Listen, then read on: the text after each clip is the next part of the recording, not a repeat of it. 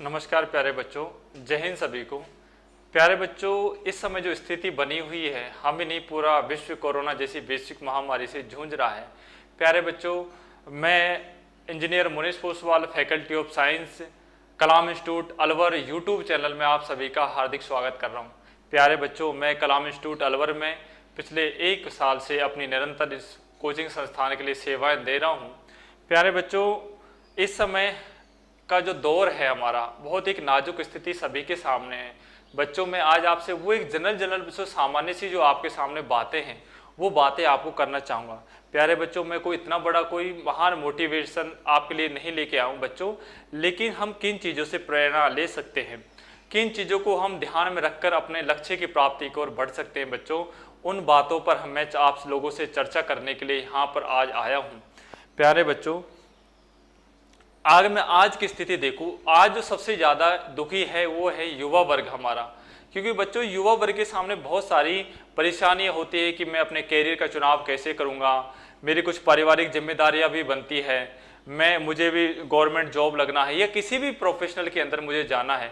तो बच्चों, इस सारी समस्याएं जूझ रही है। प्यारे बच्चों, मैं सबसे पहले तो आपको एक बात बताना चाहूँगा कि ज़िंदगी हमारी बहुत अनमोल है बच्चों। अब हम देख रहे हैं कि अलवर शहर के अंदर 46 लोगों ने आत्महत्याएं करी हैं बच्चों, 2-3 महीने के अंतराल में, इस कोरोना के चक्कर में।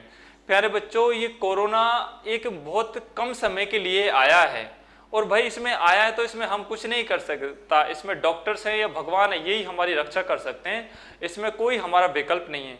प्यारे बच्चों, अगर मैं मान के चलूँ कि इसमें फरवरी मार्च के अंदर कोरोना ने एंट्री कर दी थी, तो कोरोना ने एंट्री कर दी, अगर हम कोरोना ने एंट्री कर दी और ये हम औसत ये मान के चलने कि भाई दिसंबर तक ये बहुत ज़्यादा लोगों को प्रभावित करेगा, ऐसा कह रहे हैं अगर हम सुरक्षा नहीं बरतें।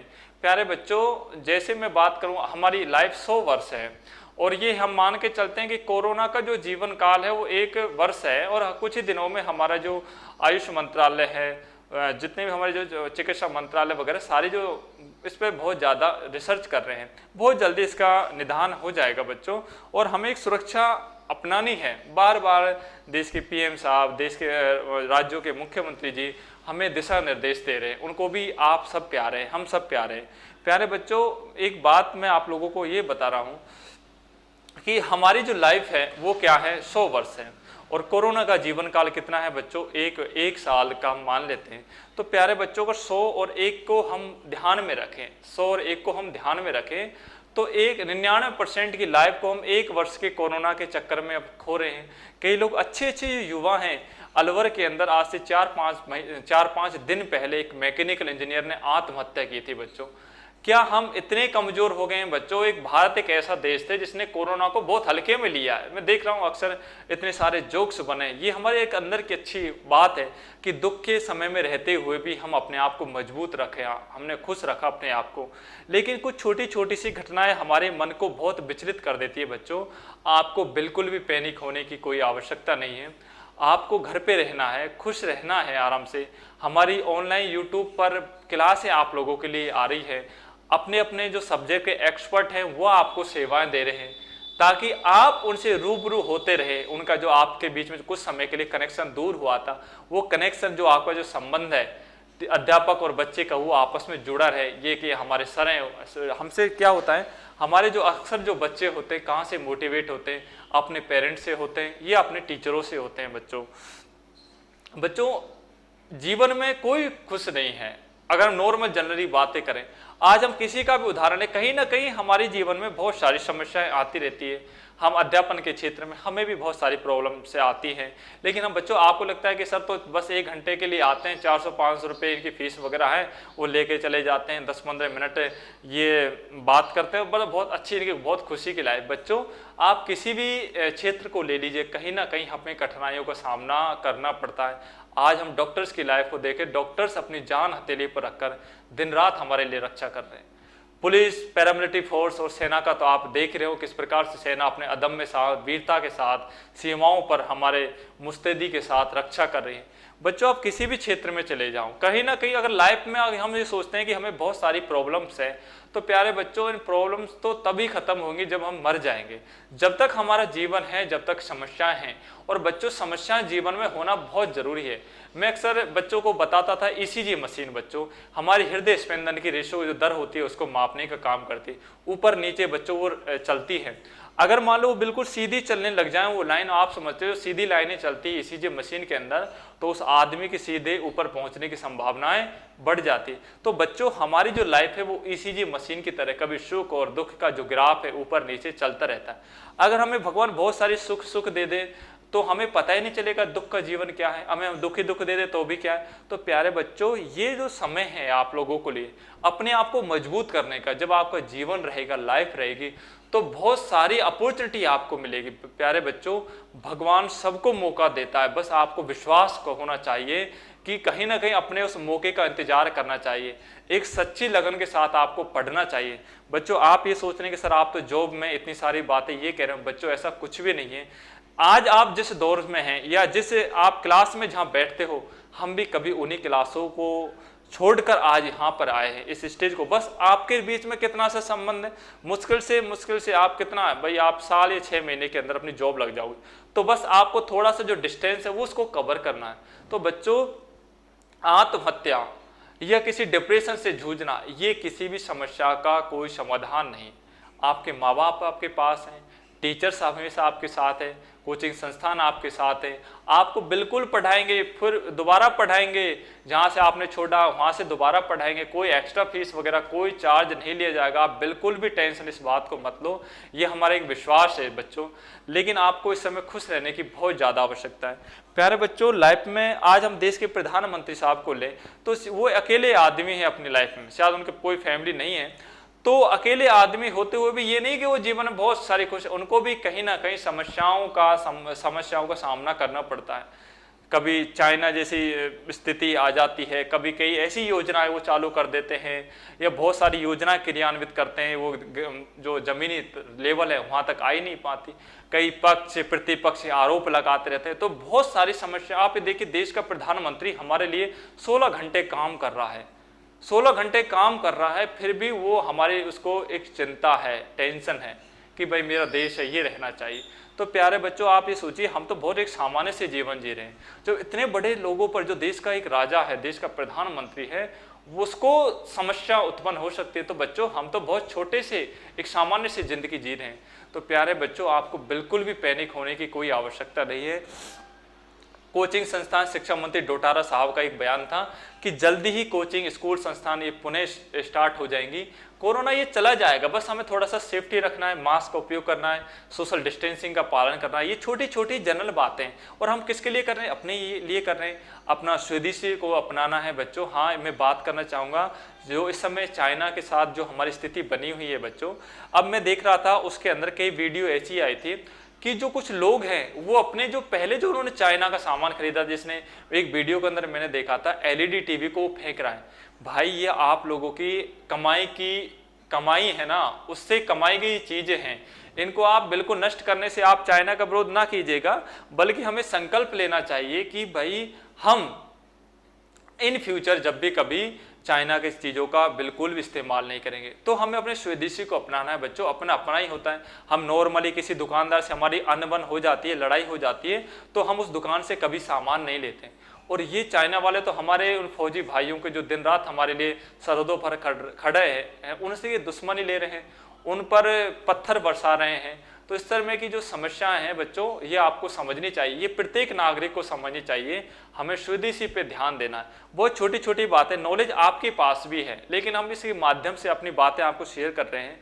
हम सभी एक साधारण से आदमी हैं, बहुत अच्छी अपनी लाइफ जी रहे हैं, अच्छे माता पिता के घर हमने जन्म लिया। सभी बच्चे, मैं तो ये कहता हूँ कि हमारे जितने भी बच्चे हैं सभी ब्रिलियंट है, सुपर है बच्चों, लेकिन अपने आप उस ताकत को अंदर आप पहचानो। मुझे अब्दुल कलाम साहब का एक वाक्य याद आता है। अब्दुल कलाम साहब एनडीए के अंदर अपना एग्जाम देने गए थे, तो उस एनडीए के एग्जाम में उनका जो एसएसबी बोर्ड बैठता है, सर्विस सिलेक्शन बोर्ड, उसके अंदर वो रिजेक्ट हो गए, फेल हो गए। तो उन्होंने उनके अंदर एक ऐसी हीन भावना है कि भाई मेरी बहन ने गहने बेचकर मुझे यहाँ पर भेजा है और मैं उसके अंदर सेलेक्ट नहीं हुआ हूँ, तो मैं क्यों ना आत्महत्या कर लूँ। तो वो कहाँ किसी पहाड़ी से, ऐसा बताया जाता है किसी पहाड़ी से वो आत्महत्या करने का उनका विचार था। बहुत चिंतित अवस्था में थे, वहाँ पर कोई आदमी आए, कोई महापुरुष आए, उन्होंने कहा कि भाई आप ये पैसे ले लीजिए और अपने वापस घरे चले जाइए, फिर दोबारा मेहनत करिए। तो प्यारे बच्चों, आप सभी को पता है कि ऐसा अमूल्य हीरा भारत देश के अंदर जन्मा है।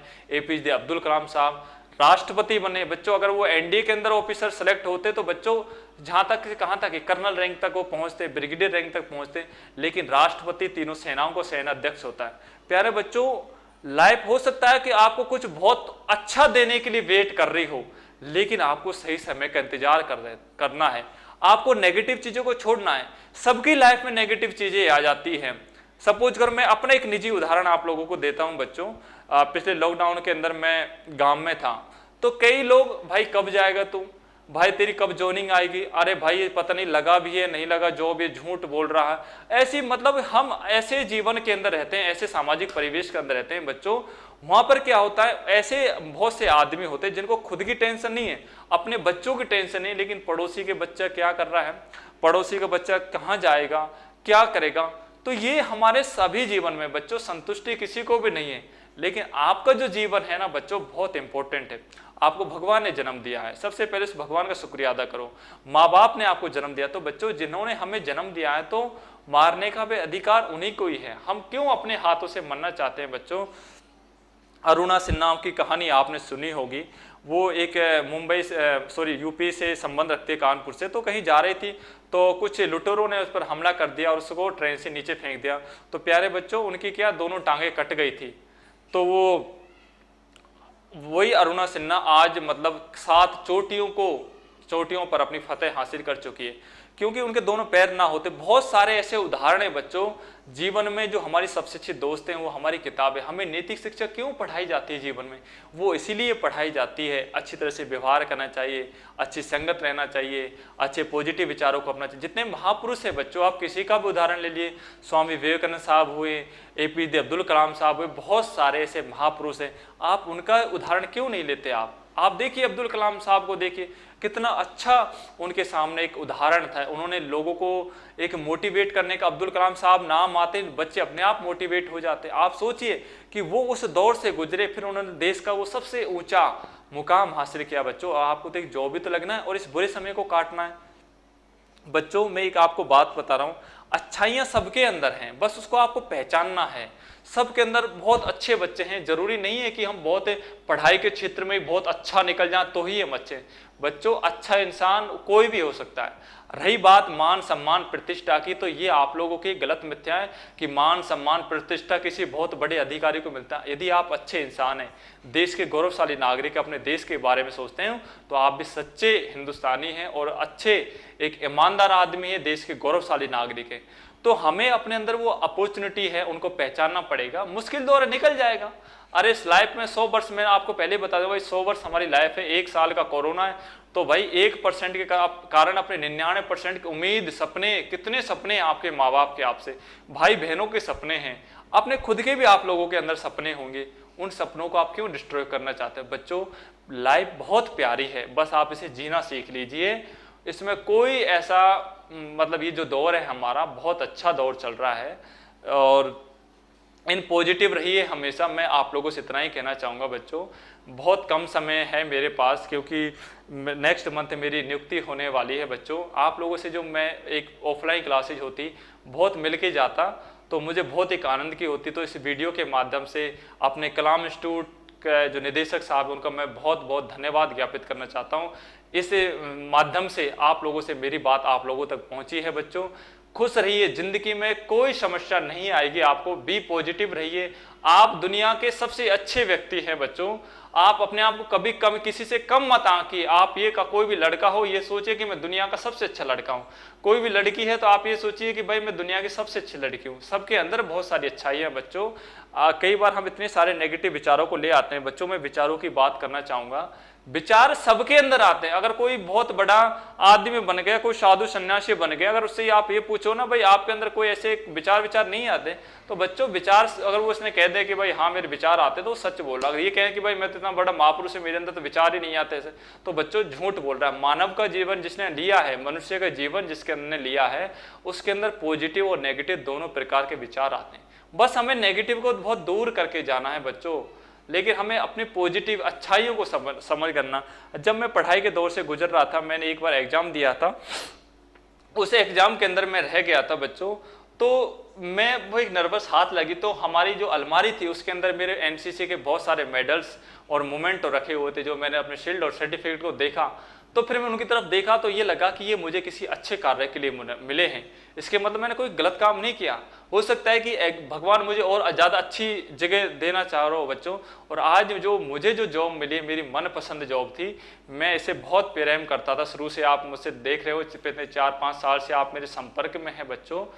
तो आप अपने पर विश्वास रखिए, भगवान पर विश्वास रखिए, आप जिसको भी मानते हैं अपने इष्ट देव को, उस पर विश्वास रखिए, मेहनत करिए। कोई नहीं, आज दुख है, कल पक्का सुख आएगा, 101% आएगा। आपको बिल्कुल भी पैनिक होने की जरूरत नहीं है बच्चों। मेरी शुभकामनाएं, मंगल कामनाएं आप सभी लोगों के साथ है। इसी के साथ मैं इंजीनियर मुनेश पुष्पाल, जय हिंद, जय भारत।